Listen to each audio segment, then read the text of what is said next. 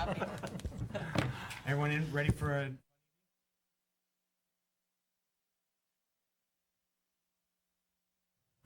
Good evening. Welcome to the Canby City Council regular meeting for June 1st, 2016. If you'll please stand for the invocation and the Pledge of Allegiance. George, thank you so much for this great community of Canby. Thank you for the leaders that are assembled here and in this great community that strive to do what we can to make this a great community. Please grant us the wisdom and the knowledge that we need to keep Canby moving forward. Please watch over our community, keep it safe. We ask for your grace, your wisdom, and your protection. We ask these things in your Son's name. Amen. Amen. I pledge allegiance to the flag of the United States of America and to the republic for which it stands, one nation under God, indivisible, with liberty and justice for all. Thank you. Please be seated.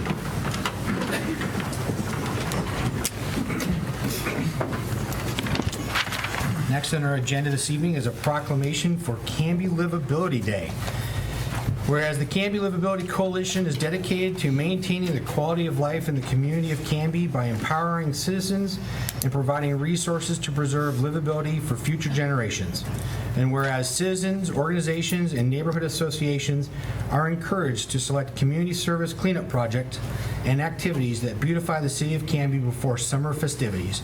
Now, therefore, I, Brian Hodson, by the virtue of the authority vested in me as the mayor of the city of Canby, hereby proclaim the last Sunday in June this year as Canby Livability Day in Canby and encourage all citizens to join in this observance and volunteer on June 26, 2016 at one of the site cleanups. Given unto my hand this first day of June 2016.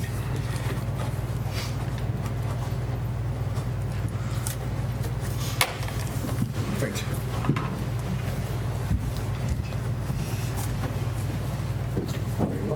Thank you very much. Thank you. We look forward to everybody coming out, and check our website tomorrow at canbylivability.org and sign up for a project. Thank you. Thank you.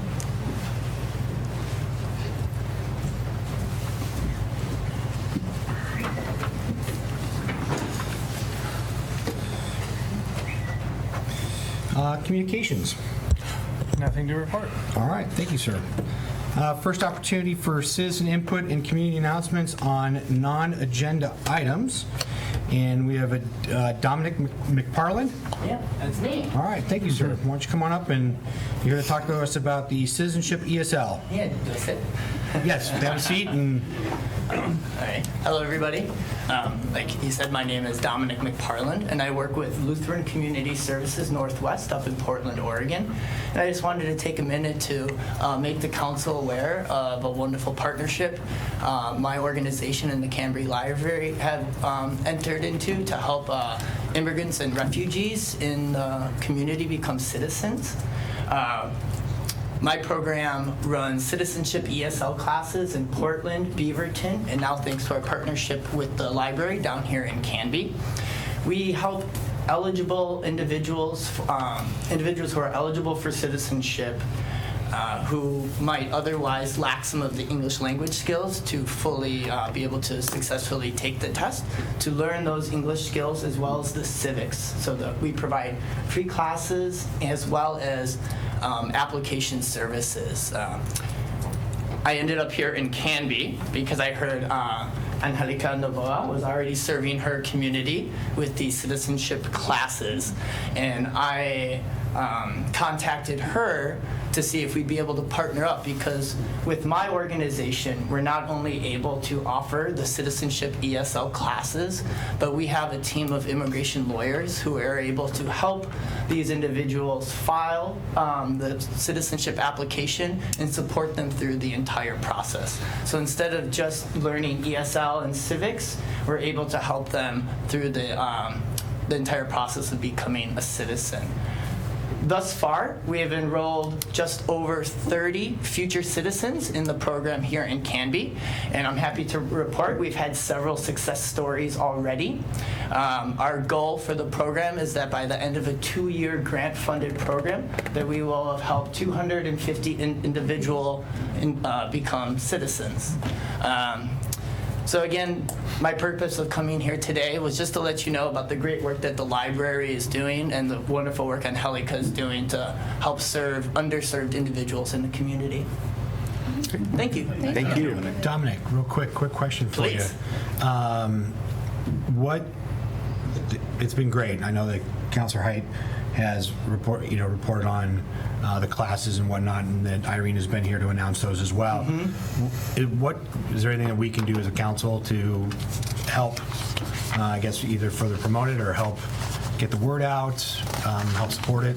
Yeah, I mean, in terms, like you just said, actually, getting the word out any way you can help spread the word about this program to the community, making individuals aware of it would be the greatest help. Our biggest challenge is outreach, right? So we need to make people aware of the program in order to help them. So anything the council can do in terms, I don't know if you do newsletters or what kind of things you might put out, but any way you can help spread the word would be very helpful. And the classes are currently running. We are currently running on Wednesdays, and they go from 6:30 to 8. They're once a week. They run in 12-week sessions. However, individuals are welcome to take the test as long as they need to in order to become ready for the test. You know, some individuals might be a little lower level with their English, so they need a little bit more than 12 weeks. Some individuals are a bit more ready, so they're good to go. Currently, it's actually about a 3 to 4 month turnaround from the time that you submit an application until the time you actually get your test, which is why right now the fruits of our labor are just kind of coming to fruition now. The individuals who started with us during the last cycle and the cycles before are now just getting their tests. So we're happy that we're actually getting lots of success stories starting right now. Excellent. Where do they take the test, by the way? Up in Portland. Okay. Yeah, so the individuals can either go to Beaverton or Portland to our organizations for the application services, and then they take the test in Portland at the USCIS. Great. Councilor Parker. Dominic, you said that you're affiliated with a Lutheran group? Lutheran Community Services Northwest, yes. That's ironic for my family. My great-grandparents came from Sweden, and when they came through Ellis Island, it was a Lutheran church that helped them. They didn't speak English, they had no money, and began farming in the Northwest thanks to the Lutheran church. That's absolutely wonderful. Yeah, my little citizenship ESL program is nestled in a slightly larger immigration and refugee resettlement program at Lutheran Services, and we help hundreds of people every year do just what you talked about, so that's great to hear. They've been doing it a long time. Definitely. Anything else? Anything else? Very good. Great. Great. Well, again, yeah, anything Thank you can you. do to help spread the word, and thank you for your time. Yeah, I appreciate it. Thanks for coming. The other yellow cards I have up here have to deal with some agenda items, so we will hold off on those. And we'll move into mayor's business. Right now, so far for the month, I have nothing to report. So I'm sure I'll be chock full come the next meeting. Well, Merritt's only the first, so I know. we don't blame you. It's unusual. So, Councilor Rocha. Thank you. A couple of things on Canby Fire. Budget Committee has approved their budget. It will now move to the board for official approval. Canby Fire District received a $267,000 grant for SCBAs, and before you ask, that is self-contained breathing apparatus. That allows for the purchase of 35 new SCBAs, so that's good for them. Todd Gary, our current fire marshal, along with the fire marshal from Malala, teamed up to go around and inspect the majority of businesses in Canby, which took about a day, which was a good team effort for them. Bob Bunnell has been promoted to captain, which was great. And then lastly, Doc Davies is retiring. So the Canby Fire uses his license for them, and they're currently looking for someone else to take his place. He's been there for 38 years. Wow. Yeah, it's a big deal. So So the breathing apparatuses that are being replaced, is that half of what they use, or? I was surprised to hear 35. So I think that's probably almost all of them. Almost all of them? Yeah, they were pretty old. Great. Anything else? That's it. All right, thank you, sir. Thank you. Councilor Parker. Couple of things. The Bike Pedestrian Committee met last night, and in a moment of citizen participation, the committee divided up the city into quadrants, and each of us will be going out and surveying for hazards, either for pedestrians or for cyclists. For example, shrubbery that's overgrown, blackberries, too much gravel on bike paths, and that sort of thing. So I thought that was kind of neat, a neat little resource that we'll be able to turn back into the city administrator and forward on to Public Works. This afternoon, with a friend, I attended the grand opening of Cutsforth's new Beer and Burgers patio. Got a chance to meet Matt. He's new out there, and great burgers.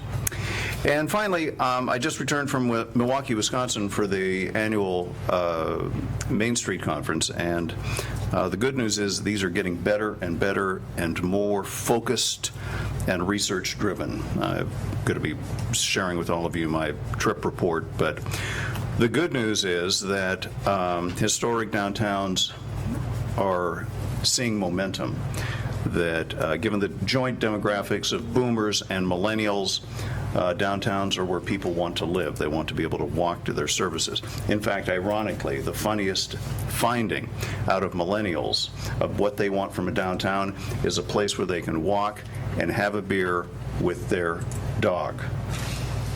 The dog takes care of them. Also, a little statistic here. Every month in America, a shopping mall shuts down. That those seem to be on the decline. So again, I will be forwarding a trip report on this along with some possible policy suggestions. One of the good things about the conference and the research that they were presenting is the philosophy kept being repeated over and over. Retail follows residents. So if you have found a way to bring downtown housing, you have found a way to enhance your downtown businesses. That the estimate now is that for each person living downtown who moves downtown is another $6,000 in the pockets of the downtown businesses. So that's it for me. Great, Greg. Looking forward to that report. Thank you. Councilor Hensley. Thank you, Mr. Mayor. Actually, I'll be brief and yield to a large agenda tonight. I just have to report Southwest Canby Neighborhood Association passed their bylaws at their last meeting last week.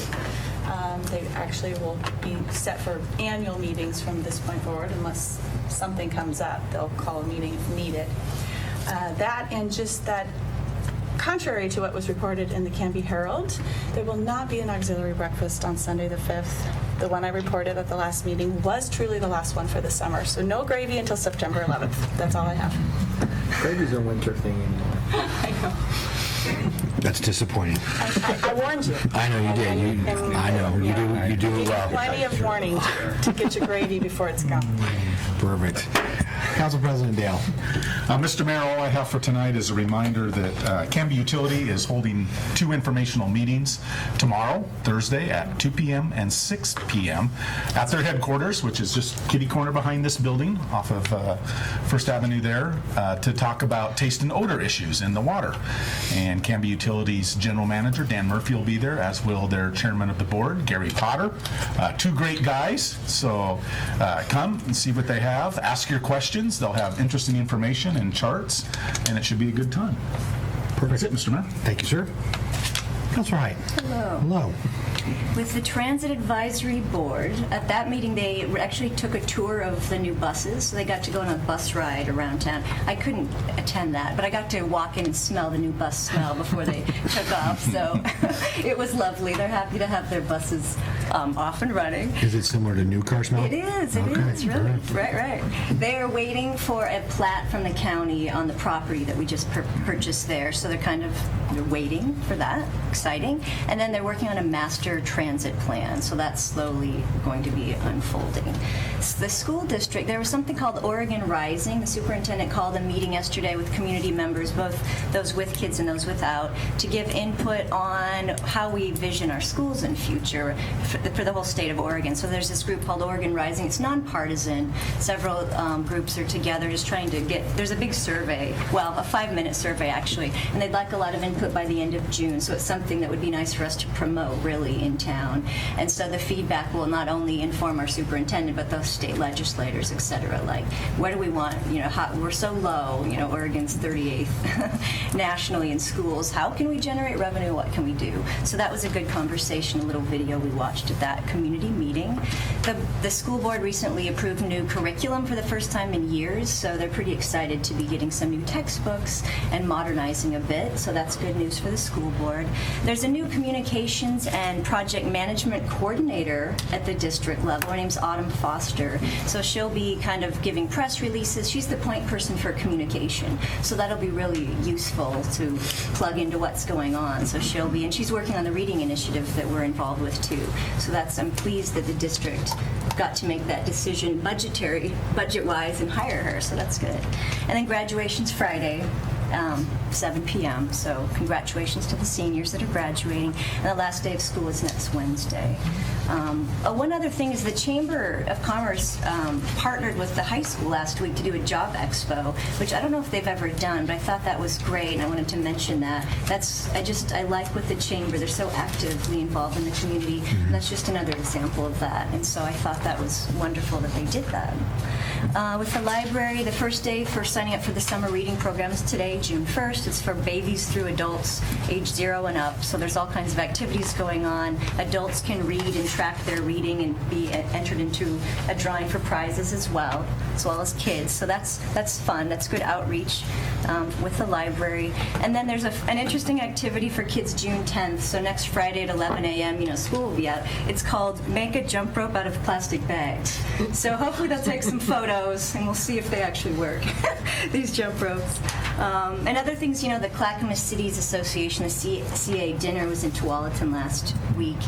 They hosted, and we toured the trail. They gave out these things at their grand opening apparently in April, but they're very proud of it. So they partnered with the state of Oregon, Metro, several other partners, and there's a 3/4 of a mile bit of trail. Anyway, it says Tualatin River Greenway Trail, a walk through geologic time. I don't know if you can see out there, but we've got prehistoric creatures, and then have sort of evolved into pedestrians and bicyclists. So anyway, it's a pretty neat project. It's very green, recycled materials for benches and things like that. Anyway, it's a grand project they have in mind to connect Nyberg Road under the freeway behind Cabela's out to 99W in Tigard. Really cool. So I recommend going for a ride. Take your family. And there's a couple chunks that still haven't been actually paved. But anyway, they're proud of that. It was fun. Also, the bike rodeo, which Kiwanis, Police Department, Canby, and School District, they all partner up every year. It's this big thing. Kids can get their helmets checked. There's some free helmets. It's at night school this Saturday at, 10 to noon. And there's also an obstacle course, and they give out trophies. It's pretty fun for kids. I think it's preschool up to maybe age 12 or 10. But that's something to be tuned into. It's good community stuff. And then lastly, tomorrow is actually National Gun Violence Awareness Day, and so there's a group every town for gun safety that's encouraging people to wear orange. I wore my orange-ish sweater a day in advance, and so the idea is orange is supposed to symbolize safety, as hunters wear orange when hunting, to sort of show the value of human life, etc. So it's becoming that symbol. And apparently it started in 2013. There were some teenagers on the south side of Chicago that decided to wear orange to commemorate their friend who was murdered that year. And so it's become a national call to action. So I just thought, my family is a victim of this personally 11 years ago, and another acquaintance of mine recently has told me she was a survivor of gun violence. I'm sure there's a lot of people that we don't know about in the community, and certainly the world over. But anyway, I wanted to just make that known that tomorrow is Wear Orange in commemoration of that. And that's what I got. Great. Thank you very much. Question for Tracy. Yes. Do you have that website for the survey?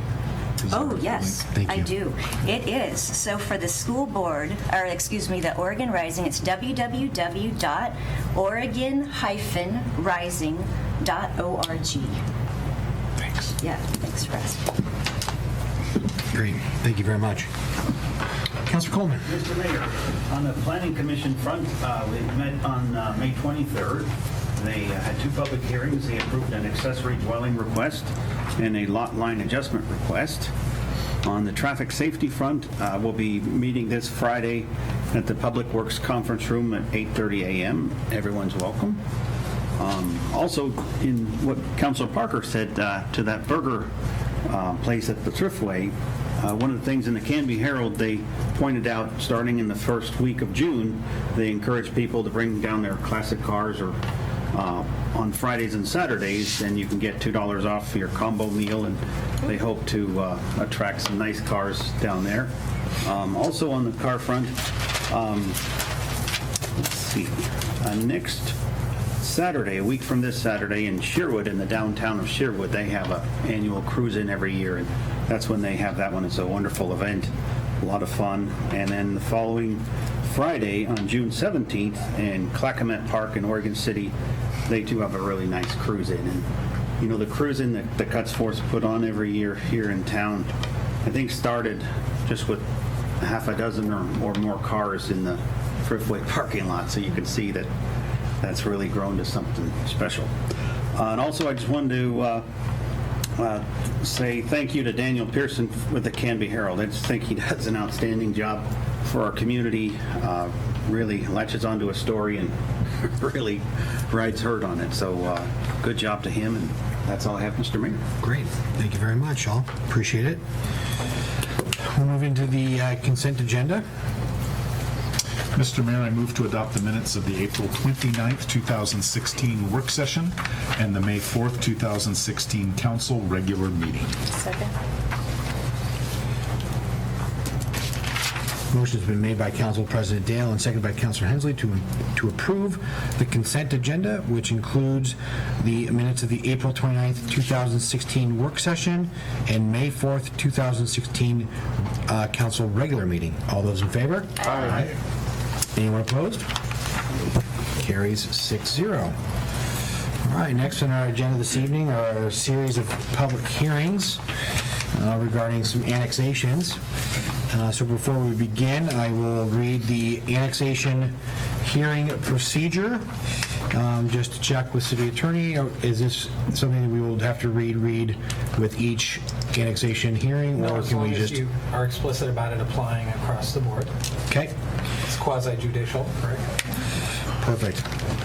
It is two-sided. So let me make it clear that I'm going to read this once. It covers all three.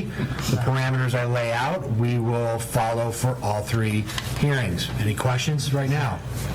Good. Seeing none, I'll read the hearing procedure. And Mayor? Yes, sir. The part where it asks if there's been any sort of conflict or ex parte sort of thing, that if you could choose whether they should answer for all three or if you should do it individually per situation. Okay. I thank you for that, Joe. Appreciate it. When we get there, I'll have a decision made. Okay. The matter before the City Council is a request to annex property in the City of Canby. Canby Municipal Code Section 16.84.050 requires the Council to conduct a public hearing to evaluate the proposed annexation application and determine the appropriate zoning designation upon annexation. This matter requires a public hearing, and all interested persons in attendance shall be heard on the matters. If you wish to testify on this application at the appropriate time, please step forward to the microphone, state your name, address, and interest in the matter. Those people interested in testifying, please indicate that desire by raising your hand at this time. So if you're willing or wanting to speak on any of the three tonight, please raise your hand. Perfect. And if I don't have a yellow card, Mr. Oliver, will you please fill one out and make sure that the city recorder gets it? Thank you, sir. You may be limited by time for your presentation. The applicant will have a total of 3 minutes to speak. The proponents will be allowed 3 minutes each, and then the opponents will be allowed 3 minutes each. So everyone 3 minutes. The applicant will then have 3 minutes for rebuttal. Testimony and evidence must be directed to the applicable criteria listed in the staff report or other criteria in the comprehensive plan or land use regulations which you believe applies to the decision. failure to raise an issue accompanied by statements or evidence sufficient to afford the decision maker and the parties an opportunity to respond to the issue may preclude appeal to the Land Use Board of Appeals based on that issue. All questions will be directed through the mayor.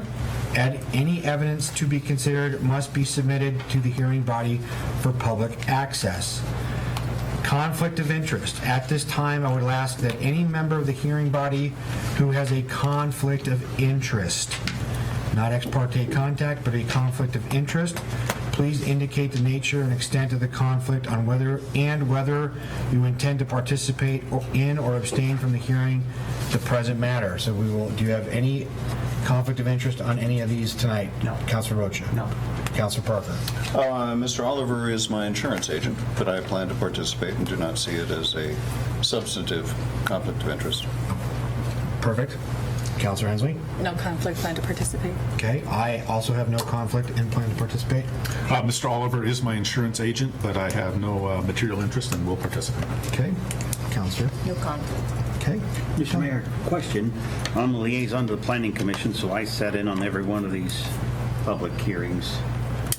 So that would probably then, Joe... That would just be contact that you've had to this subject matter, but it is not a conflict of interest because it's not a pecuniary, advantageous or disadvantageous for yourself. And I did not participate. So You did not participate in the Planning Commission ones? I wasn't a Okay. opponent or proponent or neutral. All right, perfect. I just listened. All right. So this next part here, ex parte contact. Also, if any member of the hearing body has had any ex parte contact with anyone prior to this hearing, including a visit to the site, please declare the nature and extent of such contact at this time for all three. Nope, just drive by it all every day. Okay? None. None? Councilor? Been past the property, spoken with Mr. Oliver, but only on CTV 5 meetings, that's all. Mr. Oliver is a popular insurance agent here in town, apparently, because he is mine, and we've had meetings, but they've been about baseball and baseball. No ex parte contact, sir. Thank you. No, sir. Okay. Does any member of the audience have any questions for any councilor or the mayor regarding ex parte contact or conflict of interest? Any question? Seeing head shakes of no, I will continue to read. The public hearing will be conducted as follows. There will be a staff report on each piece one at a time. We won't lump these all together, right, Brian? I'm going to do some lump at the beginning, and then we'll break it into individuals. Perfect. Questions of staff by the hearing body. Then we will open the public hearing for testimony. So we will hear from the applicant. We'll hear from any proponents. So those for it, opponents, those against it, and then rebuttal by the proponents. I will then close the public testimony. Discussions, if any, by the hearing body. Questions, if any, by the hearing body, and then discussion by the hearing body. A decision shall be made by the council at the close of the hearing, or the matter will be continued to a date certain in the future for further action by this body. This will be the only notice of that date you will receive. The City Council's decision regarding the annexation application is final and will be reflected with a first and second reading of the associated annexation ordinance. Does anyone have any questions about the procedure of the hearing tonight? No, I do have one. Joe? Yes. As Mr. Brown has articulated, we're going to be having some conversation here of everything together, then somewhat broken down. When we get into motions here, they're each listed individually, right on the back. Yeah. So we'll take each one of those individually. I think at that would be point. the best and clearest, and even to hear the opponents and proponents separated in that regard too. Perfect. We will take them one at a time in that regards then. Okay, Perfect. Thank you, sir. All right. The floor is yours, Mr. Brown. Thank you, Mayor, and good evening, Council. And that's exactly how I thought we should run the meeting, so thank you very much, City Attorney. I wanted to, first of all, just indicate to the council, make sure that you're clear on what your duties are tonight. You shall consider the recommendation of the Planning Commission, which held their own hearing on this, and confirm in your mind that each of the applicable compliance items are review criteria. There are 10 of them in the annexation ordinance. Were covered by the Planning Commission, and you have their findings in your packet. And that's really what you're here to do tonight, and then make the decision based upon that consideration. I'm also am quite sure that the council and most of the people in the audience now are aware of Senate Bill 1573 that was passed in the previous legislative session. And that basically preempted the city charter provision that would normally call for a vote on annexations after the council, in their wisdom, decides to move it forward. Because of that, this Senate bill had criteria that all three of these annexation applications have met that puts it into place with its preemption of that vote. So because of that, any decision that the council makes tonight, and of course you have the option to approve or to deny each of these individually, and your decision is the final say on these requests tonight. It does not go anywhere else but your decision. Then just some general review information about the three applications, because they're very much in a similar vein, and that's primarily because they're all located in the North Redwood Concept Development Plan area. And that's without a doubt, the most important review criteria, which is related to the fact that the number one thing is that for an annexation to be eligible for approval, they must have an approved development concept plan for the area that's defined on our annexation map, which is the same boundaries of the North Redwood Concept Development Plan that was adopted by the City Council in the latter part of 2015 after a year-long process with a grant-funded planning grant that helped us through the difficulty of planning for a large area with multiple property owners and trying to deal with some unique environmental issues and resources that are in this particular area. And the primary goal in that development plan is to address all of the important development issues that are infrastructure related, water and sewer and stormwater and circulation and access and parks and open space. And so that plan has pages and chapters that deal with all of those particular issues. And I trust that your evaluation and adoption of that plan felt that those issues had been adequately addressed. And so that is the most important criteria. And I think you demonstrated by adopting that plan that you felt those items had been adequately addressed in a concept manner to provide guidance. When and if these properties are annexed, then when subsequent applications come forward, there are guidelines in place on all of those topics that let them know what they need to be doing with those applications and what direction they should be going. Each of the annexation applications also were subject to a review criteria that talked about the effect that the supply of developable land would have on Canby based upon our future population growth, and it's based upon a general 3-year supply as being deemed adequate. The city assisted with the collection of the data that the applicants utilized, and we have to give some particular developers in town credit for helping us with that data collection as well.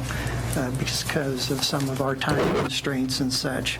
But with the partnership between applicants and developers and staff, we feel like we came up with a very good analysis of how many platted lots, vacant platted lots, exist within the communities, and that's in the information that you have.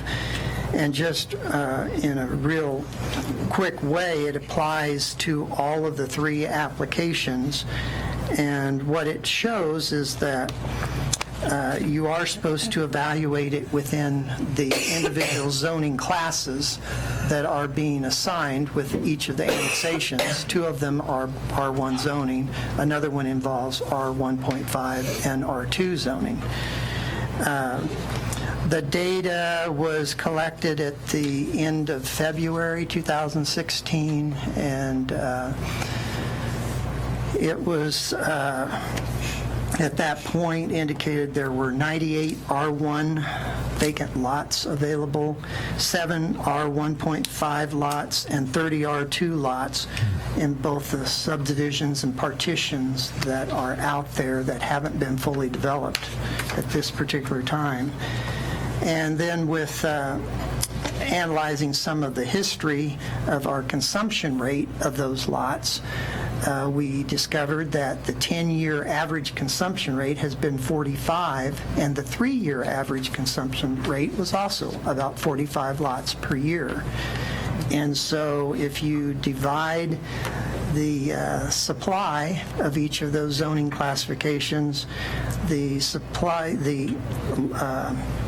highest supply is for the R1 zone lots, and that's about 2.1 year supply is all that we had at the end of February, and much lower for the other lots. And we've done probably 20 to 25 lots since the end of February, and so that 2.1 year supply has gone much lower than that now. Another general thing was that a traffic analysis was done when the concept plan was adopted, and it wasn't a full-blown traffic study, but it was one that addressed that the adjacent Redwood Street would handle full development of the entire area if it was to be developed, and that the intersection at Territorial Road and North Redwood Street would be able to handle the supply of traffic that would flow out of this area if it was developed. We also, however, in this process had to respond to what we call a transportation planning rule, which is a state requirement, and that is monitored very closely by ODOT. And so on behalf of the applicants, which they paid for with a $500 payment, we had our traffic consultant create a letter to satisfy that transportation planning rule requirement. And they actually came back with some concerns at a response of the first letter, and staff worked with ODOT and with DKS. We revised the letter according to their requests, and have not heard a thing from them since we sent the revised letter. So we're convinced that they're satisfied, and we have met the transportation planning rule requirements that's required by the state. And then going on through the rest of the common criteria, the next primary one is all about is the necessary infrastructure, the capacity, and the availability of extensions that developers are always responsible for when they come in with subdivision applications. Are they there? Do we know where they're going to be extended? And the answer is yes for all 3 of the applications. That we know that. It's even identified in the concept plan how that's going to occur, and it's understood that the financial capacity to do that will be by the individual developers as they develop the property. Another criteria is But you understand there is no further comprehensive plan amendments or rezoning that would be necessary to follow the concept plan as it's adopted today. They always have the option to do such if they want to amend the comprehensive plan and or the concept development plan for the Redwood area. But as it is, it's ready to go, and there won't be any other applications related to that. And staff's determined that all 3 applications are in compliance with all other city ordinances and policies and the applicable Oregon revised statutes.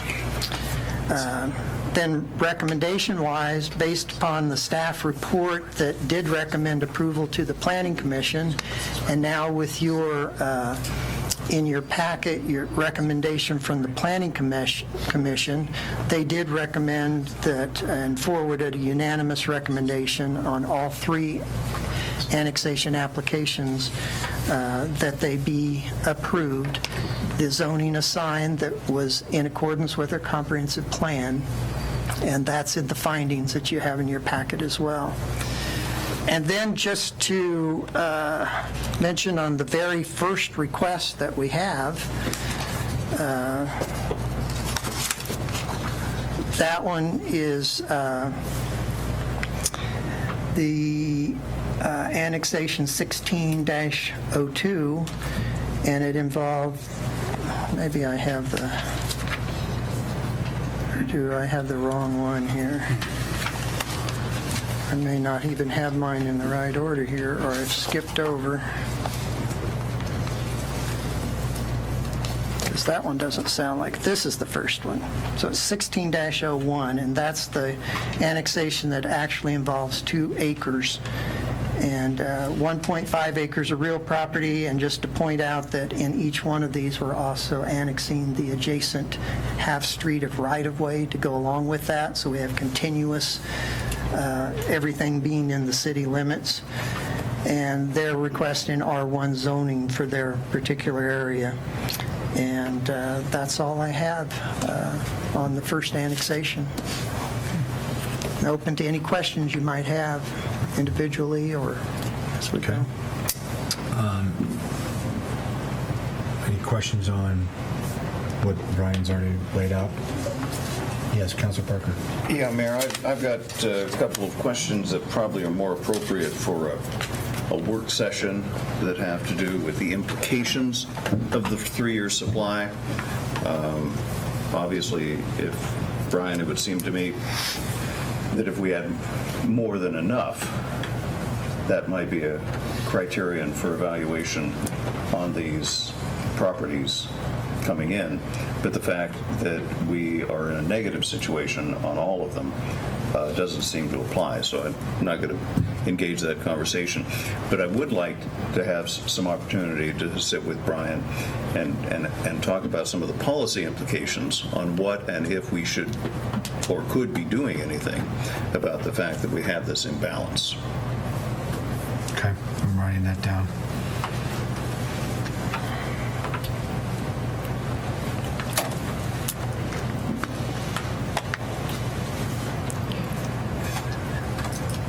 Because I'd agree, I think there's some definite implications that we've got there. Maybe there's nothing we can do. We just have to wait for annexations to come in and we evaluate them on that. But if there's anything proactive that we can do, I'd kind of like to know how the new law positions us for doing that. I have a related question, Mr. Mayor. Yes, Councilor. Go ahead. So regarding the land supply, over the past 10 years, it's been about 45 units consumed per year, you said. Right. With the boom that's going on now, is that factored into the next 3-year cycle? Well, we can only go on our history in trying to determine consumption, because otherwise we're just guessing. Right. But I can tell you that, I gave you a 10-year and a 3-year. Well, if I gave you a 1-year, it's much higher. Okay. And the consumption rate is going up twice that almost. And so we don't know if that's going to continue. But when I averaged it over 3 years, it was still 45.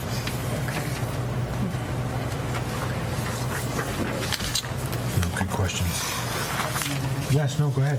I have a question about the letter that was submitted. I think it's on page 73. I wrote it down. The Jarmers wrote a letter of concern. I think it was about this application, about the roadways, addressing future owners that want to develop. Do you know what Yeah, I remember the letter. Okay. Yeah, and trying to think if I can, really summarize.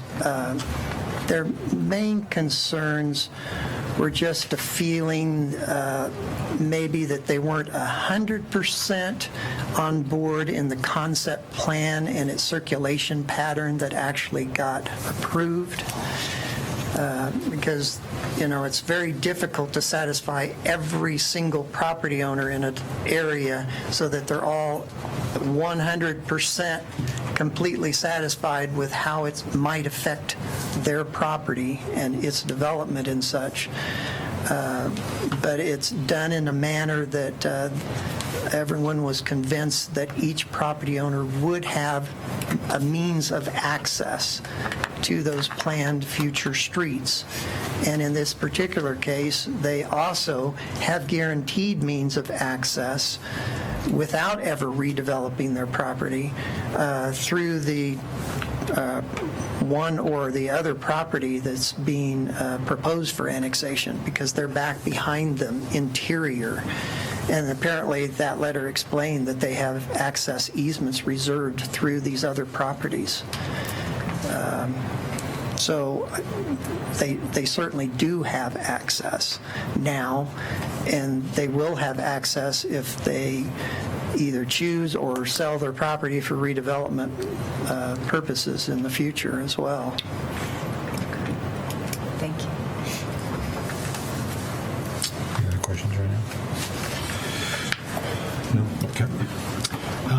All right, so we'll take in the first hearing here on annexation, ANN/ZC 1601, the Oliver Welch property. Any other staff reports or pieces on that, Brian? Nothing at all? from me. Okay. And any questions specific to that from us at this point? Okay. Then I'm going to open the public hearing for testimony on that one. So annexation, so ANN/ZC 16-01 Oliver Welch, the 1.85 acres will open up. So the applicant wants to come up and present. Good evening, Ryan Oliver, 1850 North Redwood, Canby. Thank you, councilors and Coach Hudson. I guess I'm here, and I did this at the Planning Commission. I don't know really what I'm supposed to say here, but I guess this is where I say we talked about this at the Planning Commission, and they passed it unanimously, and so I guess I'm asking the same from you folks, and if you have any questions, by all means, fire away. And I can tell you, I'll put the rumor to rest that I'm not annexing in so I can unseat Mr. Hodson here. That is only a purely rumor. Truthfully, I just felt I wasn't paying enough taxes, so I want to get in the city. Well, we're looking forward to you paying your taxes, Oliver, so, yes. So if there are any questions? No. None from me. Thanks. Perfect. Thank you, Mr. Oliver. Appreciate it. Jeez, that was easy. That's it. Next, we'll hear from any proponents. So anyone against? Mr. Webb? Oh, sorry, proponents. So 4. You're for this? Yes. Yes, please. Thank you, Mr. Webb. How are you? Thank you. Good evening, Mr. Mayor, council members. Thank you for your time this evening. I just wanted to quickly voice my support of this annexation, and I think it makes a lot of sense for both of these families and these parcels, the way they've been having to deal with them. So this will enable them to use them to their highest advantage and best use. So I'm very much in support of this. Okay. Thank you, sir. Appreciate that. Great. Anything on the opponent front for this particular annexation? Nope. So seeing none, we don't need Mr. Oliver's rebuttal, unless he wants to rebut the person in favor. No? Okay. So we will close public testimony. Any questions right now from us? And okay. Discussion on this. Any input for the conversation? No? All right. We will put this particular annexation to rest, and we will make a motion here shortly. Okay. Second annexation this evening is ANN/ZC 16-02 by Mandan LLC for 4.57 acres. Mr. Brown, anything on this one that we need to add? Or No, that's about, what I wanted to make sure that you indicated so we knew we were talking about. This is the southernmost of the 3 annexations, and this is the one that involves rezones that half the property is the R1.5 zone and the other is the R2 zone, and so you're going to see higher density development in the future in this particular area, but it is just 4.57 acres then with the adjacent right-of-way as well. That's all I have. Okay, thank you, sir. So I'll open up the public hearing for testimony on this one. Is the applicant here and want to make a presentation? Alan, how are you? Fine. Thanks for having me here, council, president, staff, Mr. Mayor. I can't keep this as short as Ryan did, but I'll try. As some of you know, I first applied for this annexation in 1999. The Earth has gone around the sun 17 times since then. I just calculated that's a little over 500 million miles.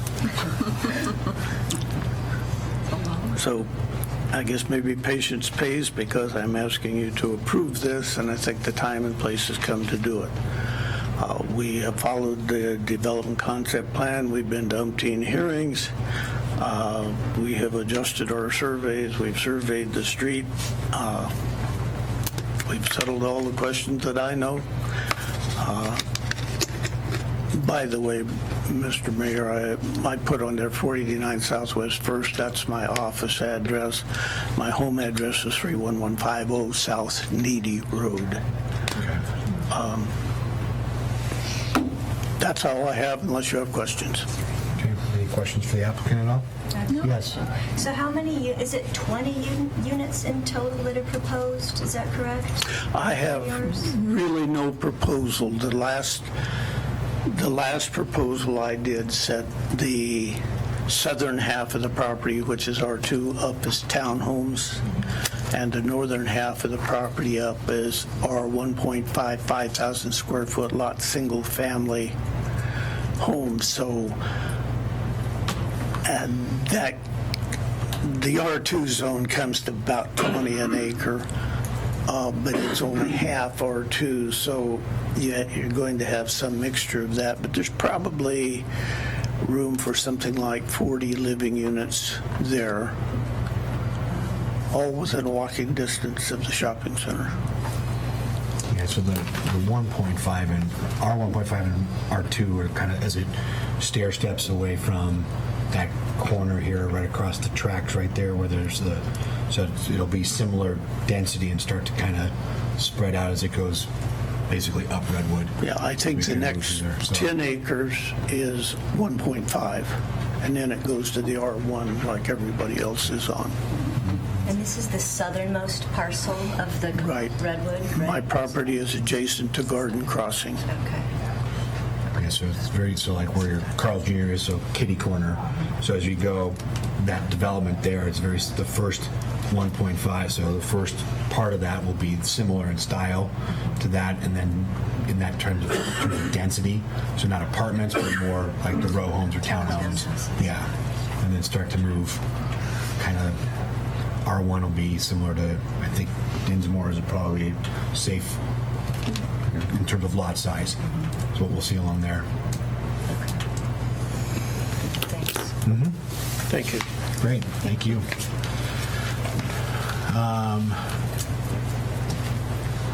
Any proponents, those for this particular annexation? Mr. Webb? Yes, please. Come on up, sir. Yep. Thank you again, Mayor, council members. Start off, I want to say that I am here to support my neighbor's right to annexation, and the city needs, of course, to maintain a reasonable inventory of available lots and new homes. I had addressed this particular issue previously in the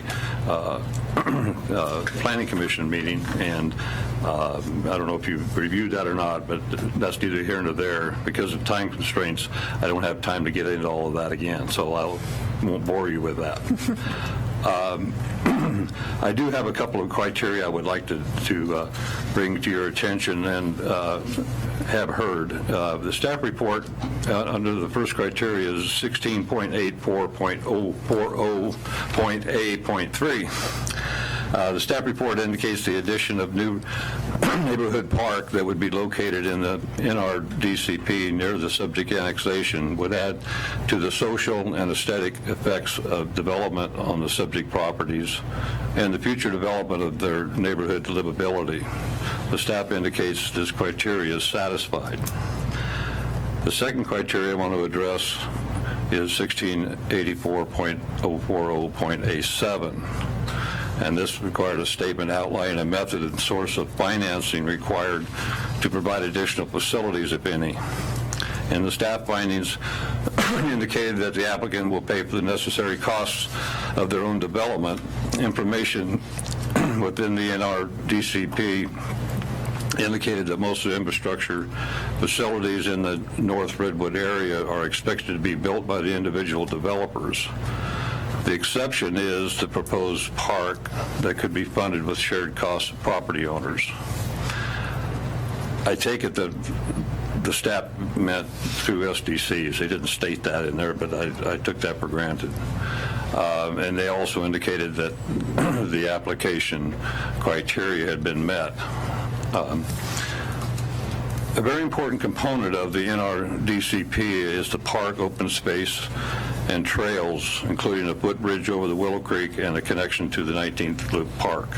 I was on the advisory committee stakeholders for this, and we worked a lot of hours on putting this thing together. And, it's a beautiful concept. A lot of time and money was spent on the design for the new park and open space, and the method and source of financing for the development is outlined in our DCP. However, much to my objection during the stakeholder meetings, the issue of maintenance of these new parks was never addressed. When I proposed the question to the Planning Commission, when they heard these hearings, for funding of the parks in this area, they indicated that the SDCs collected will pay for the development of the parks, but when asked when the parks and open space would be developed, as outlined in the NRDCP, they indicated they would not be developed until there was funds available to maintain them. I took this to mean maybe never. So it appears to me that the city is saying that they're caught in catch-22. But they will continue to collect SDCs for parks, but they won't develop any parks because they don't have any funding in place to maintain them once they're developed. The landowners and developers of properties in this area will be required to fund any and all improvements to the satisfaction of the city and the NRDCP. And I submit to you that the city should be required to do the same for their infrastructure of the parks. The city is currently collecting $5,265 for each new, in park SDCs for each new home. This is passed along, of course, to the buyers of the homes by the builder. Based on the new homes built in just the last 2 years, new homeowners in Canby have paid over $500,000 in park SDCs for the development of new parks. And I'm not aware of any park being built in this time frame.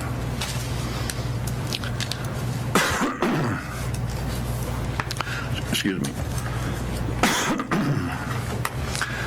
Is the city going to continue to have the residents of this new developed area pay for parks that they may never see or be able to use?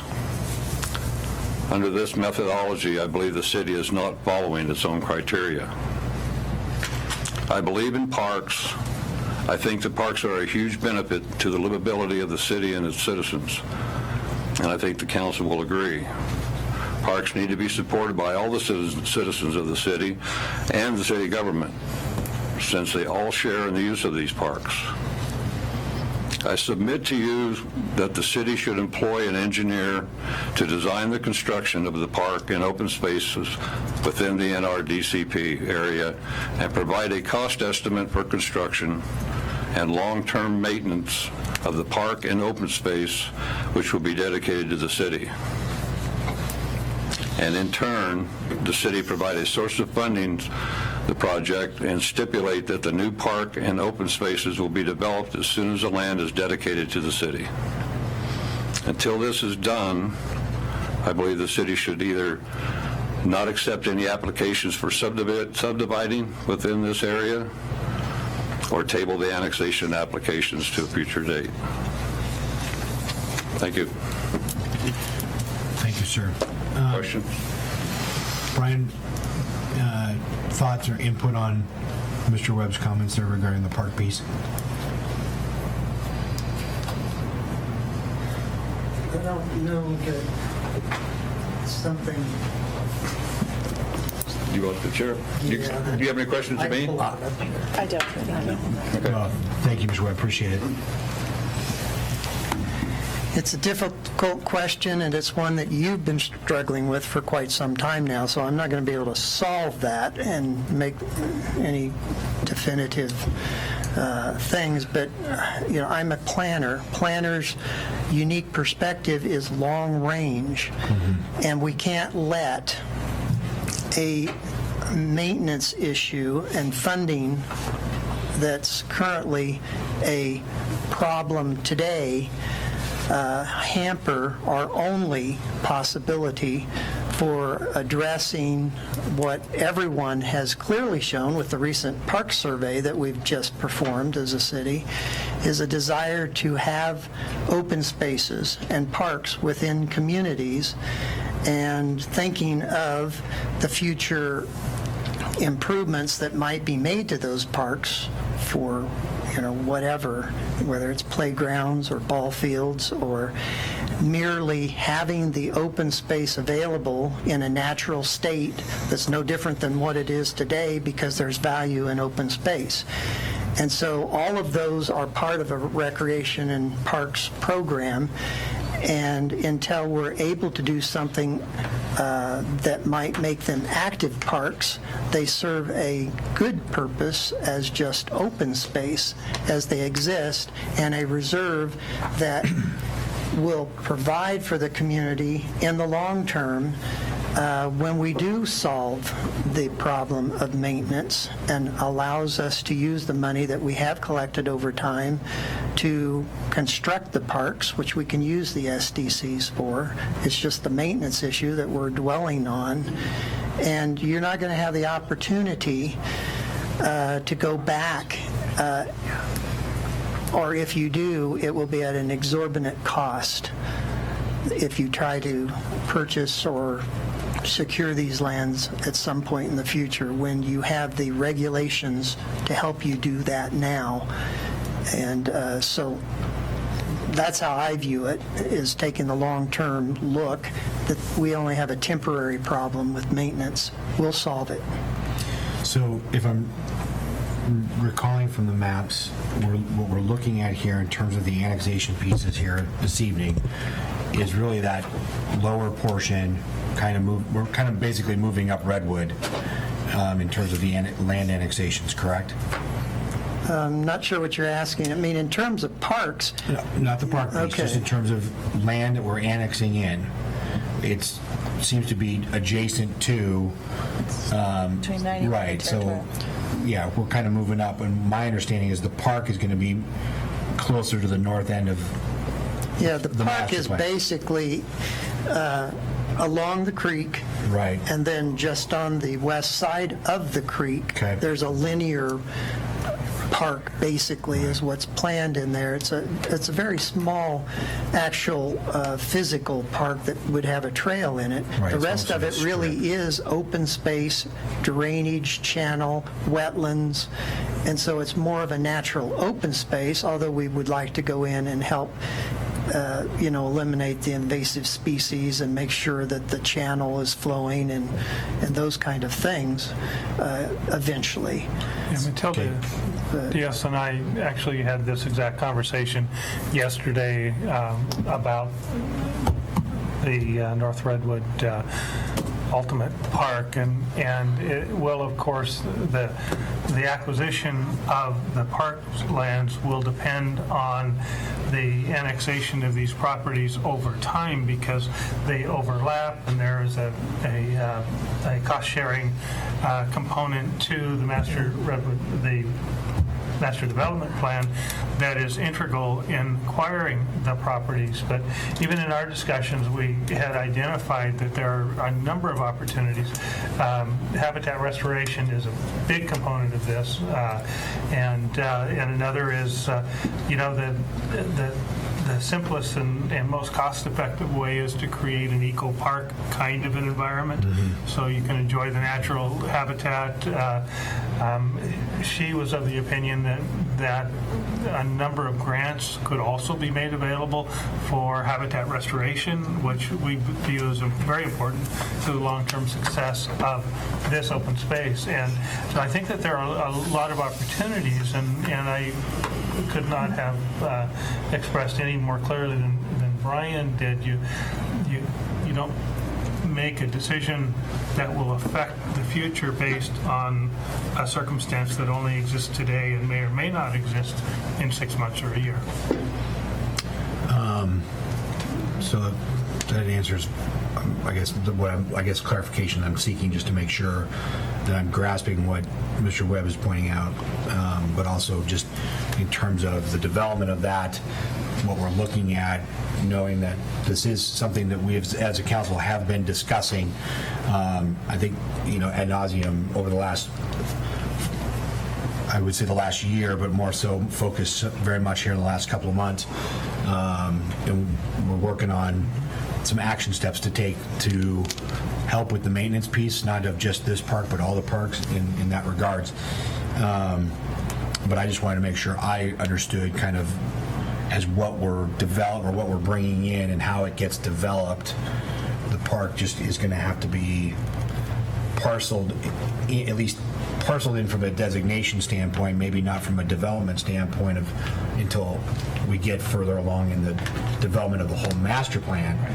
That leads me to my question in terms of the maintenance piece of it being in the current state and what we do with it. It's maintaining and cutting back brush and keeping it an open space. I guess I'm looking to you, not Brian, on this one. It is essentially open space now, and would, until we acquire the property, we wouldn't have a responsibility for it. Okay. And that won't happen until more annexations occur, even though we have it identified and dedicated. And so there are multiple steps in this process. Once we have acquired some of the property, then we can look to habitat restoration, which will be an intermediate to long-term process because there is a lot of non-native vegetation in that waterway that we would need to work with. I think it's a wonderful opportunity for the community to embrace and improve a native area, or what should be a native area, that will really work to the benefit of the community, the North Redwood Development Concept area, and in fact the entire city ultimately. Okay. But it's not a short-term project. It's a long-term project. Okay. Thank you. All right, thank you, Brian. I appreciate that. Sure. Mr. Mayor, I have a quick question for Rick. Yes. So, while it's open space before it's developed as an actual park, very little, if any, maintenance in that interim? Yeah, we wouldn't be, yes, that's correct. That's correct. We would simply have the property designated. Over the long run, as we are able to actually acquire the property, and that doesn't happen with the SDC swap and property transfers that are integral to the success of the. As you recall, there was a trade-off associated with properties that were adjacent to the areas that would be designated parklands and those that were not, in order to equalize and make fair to all of the property owners in the area that was covered under the North Redwood Master Development Concept Plan. And so a number of steps precedent to even being able to create this as a parkland have to occur. And those steps include annexation of other properties. Good. Thank you, Rick. Thank you, Brian, for on those pieces. Yeah, I might point out one of the nuances of Mr. Webb's testimony. He seems to have evolved, and his participation has been great through this process. But he's not really concerned at the annexation stage. He's concerned at the time development applications come in, if we still have no way to do something with the parks at the time that we get the parks, is what he's saying in his concern. Yeah, that's what I was hearing as well, was just, if we don't have a solution to our situation, to not approve. Right. Not so much the annexation piece, but the development moving forward is what I'm understanding. Is that a fair summation, Mr. Webb? I can barely hear you. I'm sorry. Oh, sorry. I'm just hearing, but if I understood you correctly, I was proposing two choices. One being, if you can't put a funding mechanism in place, either go ahead and, I'm in favor of the annexation. I'm not saying don't annex the property. Right. But if you're going to annex it, then you need to control how it's developed. Okay. And it needs to follow the NRACP. Okay. And that would be that the park is part of that and needs to be developed, just the same as the streets, the same as the sewer, the water, the storm. It's all an integral part. And the parks should be developed right along with the rest of them. Okay, that's what I was just unpacking with Mr. Brown, was just those two pieces, so thank you. Okay. All right, great. Thank you, Brian. I appreciate that. I think that was kind of a proponent-opponent hybrid. A proponent with a couple of caveats, so thank you, Mr. Webb. Any opponents to this particular annexation here, the Mandan LLC? Nope, not seeing any. Any rebuttal at all? Nope. Okay. We will close the public hearing or public testimony on that. Any other questions on this particular annexation by us up here? No. Okay. Any discussion items? No. All right. We will move on to the last one. So ANN/ZC 16-03, Manuel et al., 31.83 acres. And we will start with the staff report. Mr. Brown, any additional information? With the general indications that I gave at the beginning, this one here is all R1, and this happens to be the largest area that actually has the parkland dedication to this particular annexation, and so is particularly important in the concept plan that talks about exactly what the city administrator just indicated, and how we're going to make those property owners that give more than half of their property to a park whole in transferring density, et cetera. And luckily, we have a concept of how we're going to work that out with appraisals and trading of SDCs and that kind of thing. And so we'll work on that if we get a subsequent application at some time in the future. Okay, thank you. Any questions of staff at this point on this particular one? If I could ask one, Mr. Mayor? Yes, sir. Right now, about how many acres of the 31.8 would be dedicated to parks? That's an estimate. If I'm remembering, the park acreage is something like 9 acres or something overall for the entire North Redwood development. And thank you. Yep. Okay, great. Thank you, Brian. We will open up the public hearing for testimony. We will hear from the applicant. Hello, how are you? Good. How are you? Thank you, Mr. Mayor, councilors. My name is Ethan Manuel. I live at 1612 North Redwood Street, which is right in the middle of this development concept plan. The et al. Part is, I represent some parcels there, but there are really 5 other families who are part of this annexation application. So it really is a group effort, if you will. So just a couple of points, and really I didn't have anything to add because this has all gotten fairly repetitive as we've heard the stuff. And the same thing happened at the Planning Commission as well, so I'm open to questions, but just a couple of points that got made. I wanted to clarify on the parks question right there. That 9 or 10 acres that Brian was mentioning, that's for the entire 65 acres. Right. So I don't know if anybody knows. I mean, you could approximate that in half with the 30-some acres that we're talking about, but I don't know that that's actually been calculated. I would point out that the park, as it's drawn on the development concept plan, is 100% contained in my group of property owners. So the annexation that we're talking about here would cover the entirety of that park. The other point I just wanted to clarify, and I think everybody got to this point, but is that at this point, we're talking about annexing. The city doesn't take that land at this point, doesn't have responsibility for maintenance. That's really for a future decision at the point that there's any development application, and then we get to have a conversation about what the park looks like and potentially funding and that sort of stuff. But as of right now, we would just like to be part of the city. Great. Thank you. Appreciate that, Ethan. Any questions from the applicant at all? No? All right. Thanks, Ethan. Thank you. Okay, so proponents for this annexation. Mr. Webb.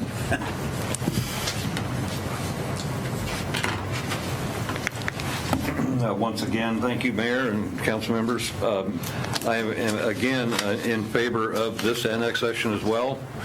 And just for the record, I'm not going to bore you with everything I said 10 minutes ago, but I have the same feelings about this as the other, maybe even a little more, because this particular parcel or parcels is a major component of the actual park portion of the plan, where most of the other properties are going to consist mostly of open space. But nevertheless, we need not forget all the trails that were talked about many times, that this trail is going to go the entire length and all the way down through and into 19th Street Park, and then also a bridge across the creek over into Willow Creek subdivision. So let's not forget about all the components of this. And if you wait till it's all done, we may not even be here then. But somebody's going to be here, and they're going to have a mess on their hands.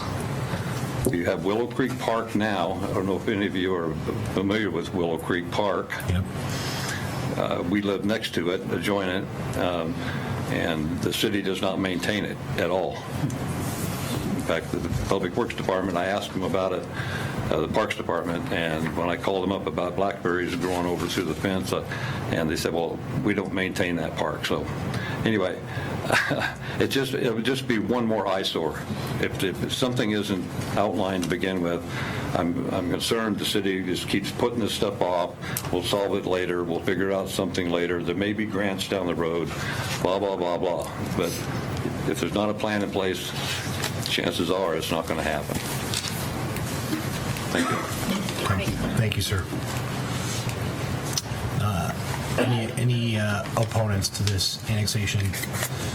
No? Ethan, a rebuttal at all? No. Okay. I will close the public testimony on that piece. Questions on this one? No? All right. Any discussion then? All right.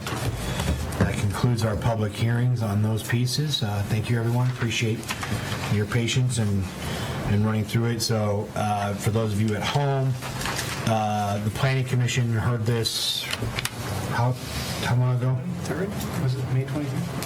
May 9th. May 9th? Okay, so a lot of the information that may have seemed like we've glanced over it, et cetera. They're not necessarily the case. We do get a large packet with the annexation information, which includes a lot of the, includes all the Planning Commission's summaries and their hearing on these matters as well. So that is just for those of you viewing at home and here, we do yeah, was a lengthy packet for us to go through for sure, so I just wanted to go through that. Councilor Parker, do you want to say? Well, I was going to ask you, Mayor, that given the amount of time on the concept plan that both the Planning Commission staff, citizens, and we put in, that without that being in place, tonight's meeting would last about 3 weeks. Correct.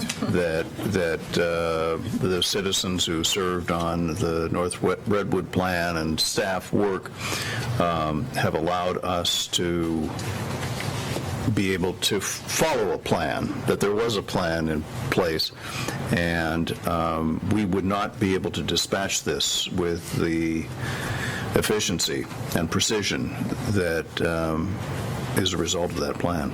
I agree. Thank you, sir.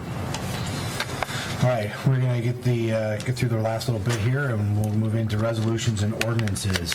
You have sample motions for the 3 annexations for your oral vote. Okay. Perfect. Page 24 has the first one for annexation 1601. So does she want to do this now?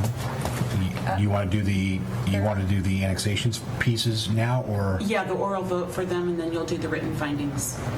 Okay. Later. Sorry. Okay. By these ordinance numbers in the agenda then? No, page 24, you have the sample motion to approve the annexation, and then you'll do the ordinances, and then you'll do the written findings. Oh, so 3 pieces. Yeah, this is the first time we've done it this way. So Kim, when I'm looking at page 66 has ordinance number 1442. Is that what you're referring to? Or? Brian's staff report, page 24, you have the sample motion after the public hearing to approve the annexation. Pages are lining up. Yeah, they're all There we two, go. actually. Okay. So we have to vote to approve the So you'd like me to say, ordinance also. at this point, I move to approve annexation zone change file ANNZC 16-01 pursuant to the above recommendation by the Planning Commission? Perfect. So move, Mr. Mayor. Second.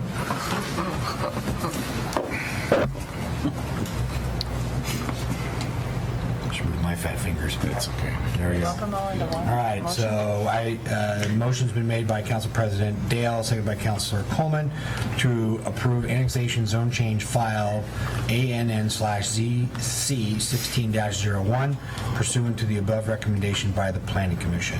All those in favor? Aye. All those opposed? Okay, passes 6-0. You would like the same for -02 and 03 then? Go for it. Mr. Mayor, I move to approve annexation zone change file ANNZC 16-02 pursuant to the above recommendation by the Planning Commission. Second. Motion has been made by Council President Dale and seconded by Councilor Coleman to approve annexation zone change file ANN/ZC 16-02 pursuant to the above recommendation by the Planning Commission. All those in favor? Aye. Anyone opposed? That And carries. Mr. Mayor, likewise, I move to approve annexation zone change file ANNZC 16-03 pursuant to the above recommendation by the Planning Commission. Thank you. Second. Okay. Motion's been made by Council President Dale and seconded by Councilor Height this time to approve annexation zone change file ANNZC 16-03 pursuant to the above recommendation by the Planning Commission. All those in favor? Aye. Anyone opposed? That also carries 6-0. Okay. All right. Thanks, Kim. Thank you, Kim. The first resolution you have is Resolution 1236. This is adopting an amendment to the property lease agreement between the City of Canby and Canby Telephone Association. Great. Yes, let's see if we can shift gears just a little bit here. This is, as Kim has indicated, it's an amendment to an existing property lease agreement between the City of Canby and Canby Telephone Association. The original lease was entered into by the parties on November 2nd, 2004. The request that came in from Canby Tel was for the expansion of the footprint, which is currently a 30 by 30 foot square that is on the road that accesses our Public Works Department just immediately to the north of Territorial Road. That's the existing location. The proposal and recommendation is to expand that by adding a 30 by 30 foot square, a second 30 by 30 foot square that sets back 5 feet on the front from the original one as a compensation for a fir tree that was not allowing the exact dimensions. So in discussions with Canby we were able to arrive at a solution that would allow us to leave the trees in the area and yet support the amendment as requested. So in effect, what would happen is we would add a 30 by 30 foot area to an existing 30 by 30 foot area, plus on the back of the existing property there's an additional 5 feet by 30 foot area that would also be added that would allow Canby to move their utilities underground to the new site. The proposal has a lease payment. Its lease term is the balance of the 50-year term that was entered into by the parties in 2004. The original lease payment was $6,000 for the 50-year period. This lease payment, which would extend for the balance of that 50 years, or roughly 38 years, as adjusted for inflation, would be $5,750. The payment would go back to the sewer fund, as that was the source for the acquisition of that land originally. And the agreement does have a non-use relinquishment requirement, which essentially says that if Canby for any reason abandons this site and doesn't use it for a period of 2 years, the city has a right to come in and take over the property. Canby forfeits their lease payment, and they're required to return the land over which the lease is granted to its original condition. Staff recommendation is for approval of the resolution and lease amendment as presented to you. This will improve the quality of wireless service, of cable service in that area, in the area immediately adjacent to where the improvements will be done. Okay. Thank you, sir. Any questions? Yes. What is going to be there? I'm trying to visualize. And we have a picture in the back of your. What's in the structure? Of your, and it's a box, and it's about 10 by 10 by 8, I believe, if I remember right. And within that will be electronics. Essentially, it's a vault, is what it is, a concrete vault. It will be moved out there and put into place. We'll be granting temporary easement for access to the property, and Canby will return that access road to its natural state upon completion of the construction of this new pad and the installation of this new vault. The agreement also requires that they fence in the entire area, and that they place slats in the fence to provide not only security for them, but a more aesthetically pleasing area. It was really important as we visited the site on several occasions that we were able to identify a location that was not going to be aesthetically obtrusive in any way, because this is a beautiful area in our community, and we wanted to make sure it stayed that way. Great. Anything else? No? Okay. Yeah. I think we're good. Okay. Mr. Mayor, I move for resolution number 1236, a resolution adopting an amendment to the property lease agreement between the City of Canby and Canby Telephone Association. Second. Motion's been made by Councilor Rocha and seconded by Councilor Hensley to approve resolution 1236, adopting an amendment to the property lease agreement between the City of Canby and Canby Telephone Association. All those in favor? Aye. Anyone opposed?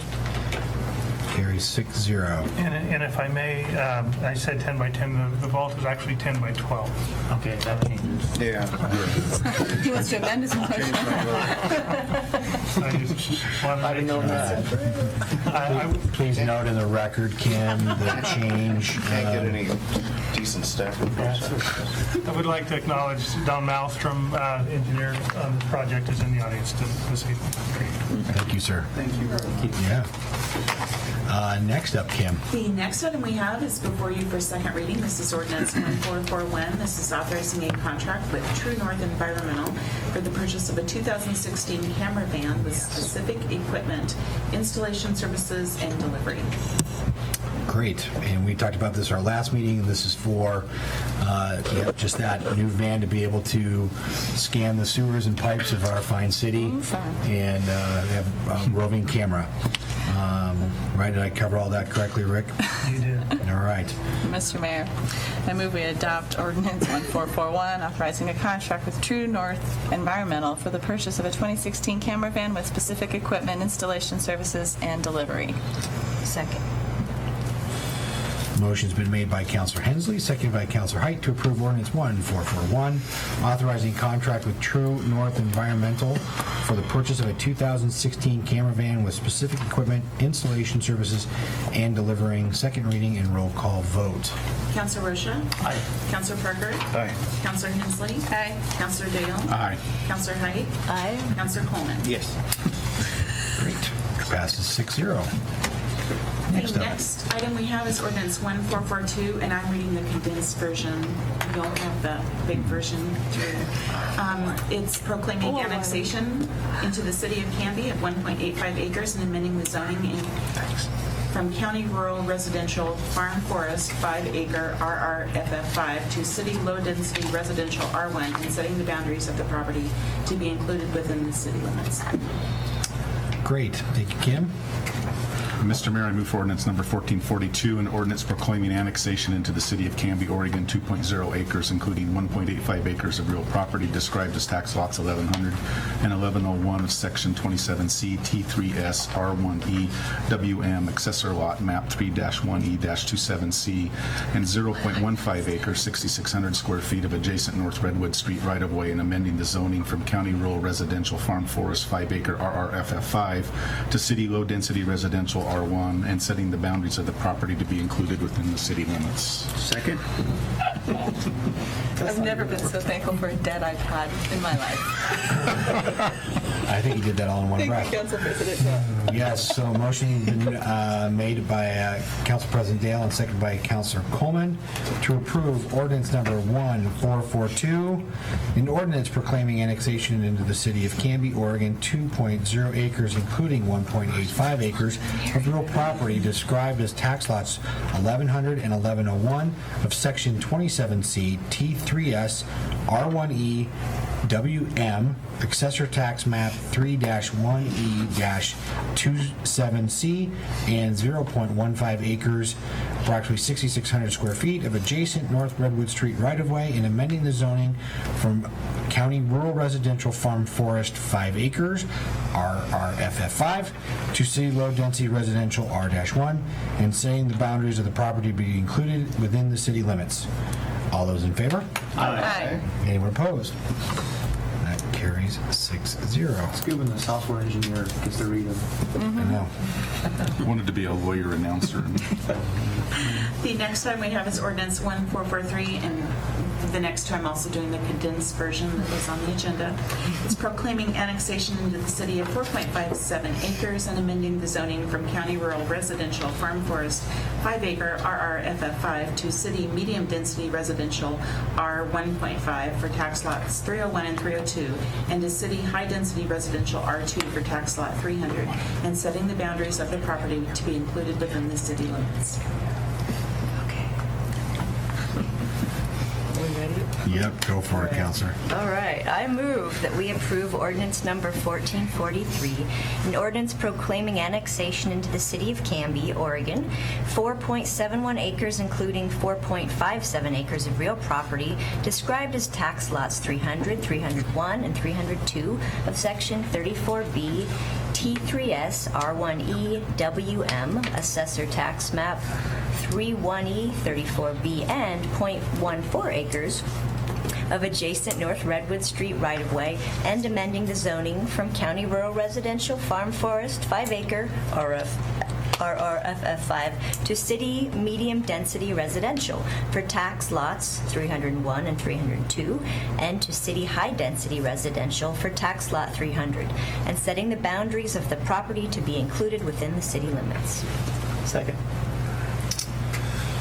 Motion's been made by Councilor Height, seconded by Councilor Rocha to approve ordinance number 1443, an ordinance proclaiming annexation in the city of Canby, Oregon, 4.71 acres, including 4.57 acres of real property described as tax lots 300, 301, and 302 of Section 34B, T3S, R1E, WM Assessor Tax Map 3-1E-34B and .14 acres, 6,270 square feet of adjacent North Redwood Street right-of-way and amending the zoning from County Rural Residential Farm Forest 5-acre RRFF5 to City Medium Density Residential R-1.5 for tax lots 301 and 302, and to City High Density Residential R-2 for tax lot 300,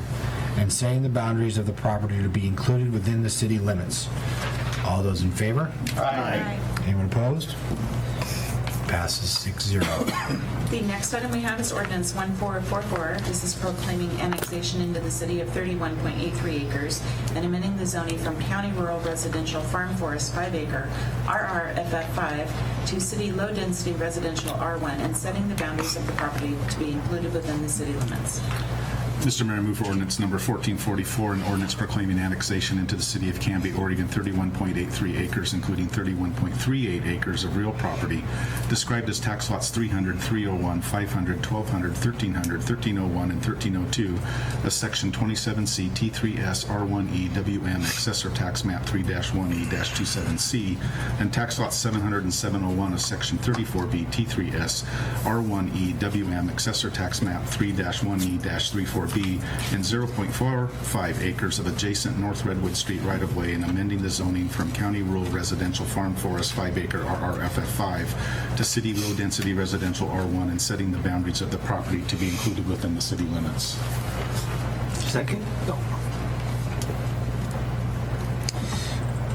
Motion's been made by Council President Dale and seconded by Councilor Coleman to approve ordinance number 1444, an ordinance proclaiming annexation into the city of Canby, Oregon, 31.83 acres, including 31.38 acres of real property described as tax lots 300, 301, 500, 1,200, 1,300, 1,301, and 1,302 of Section 27C, T3S, R1E, WM Assessor Tax Map 3-1E-27C, and tax lots 700 and 701 of Section 34B, T3S, R1E, WM Assessor Tax Map 3-1E-34B, and 0.45 acres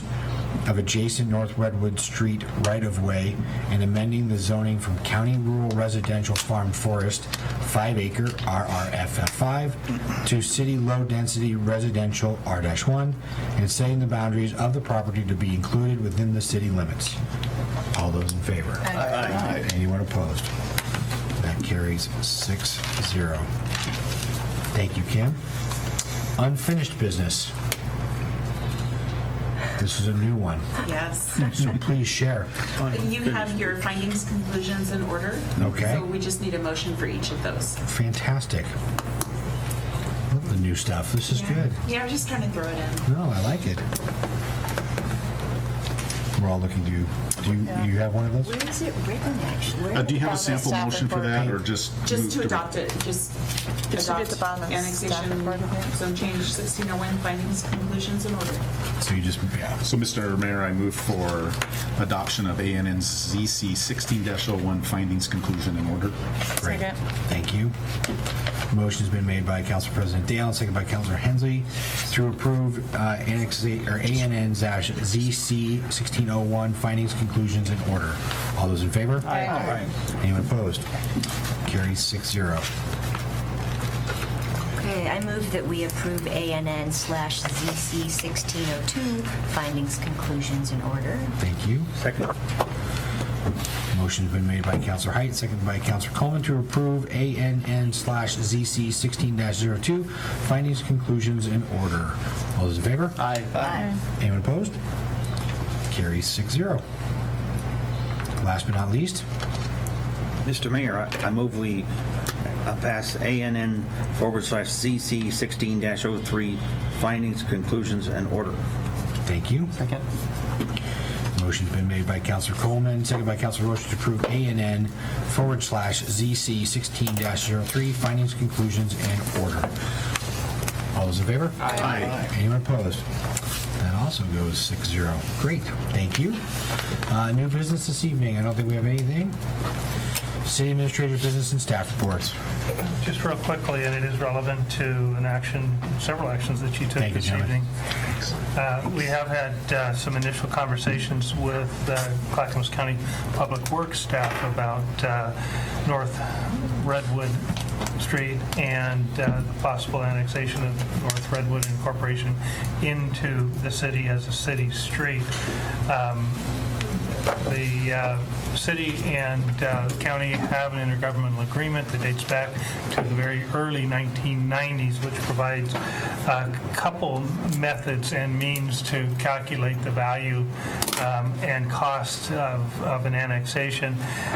In early analyses, it really isn't enough to cover too much of that cost, and so we're engaging in ongoing conversations and discussions with Clackamas County to see if we can arrive at a workable solution that will allow us to, as the half-street improvement on the east side of the road is developed out, allow us to take those properties into the city system and maintain them in the future as a city road.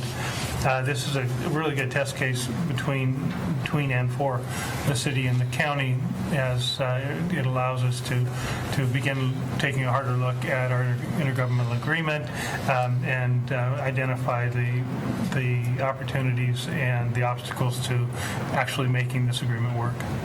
Okay. Thank you, Rick, for that update. Appreciate it. Anything else? Nothing. Okay. Another opportunity for citizen input. Bob, anything? No? Okay.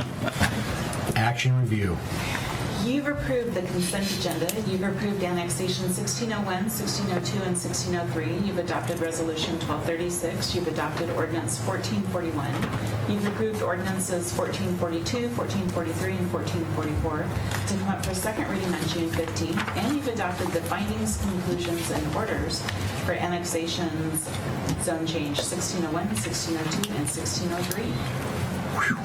Busy night. Thank you, Kim. Appreciate that. Stay tuned on Tuesday. Joe, do you have an exec session this evening? We do not. Yeah. Wonderful. Yay. Wonderful. Thank you. And next up on the agenda is to adjourn. So can I get a motion, I please? move we adjourn. Second. Motion has been made by Councilor Hensley and seconded by Councilor Rocha to adjourn. All those in favor? Aye. That carries. Well, anyone opposed? All right. Is Jason going? We're out. We are done. Adjourned 6-0. Thank you, Canby. Good night.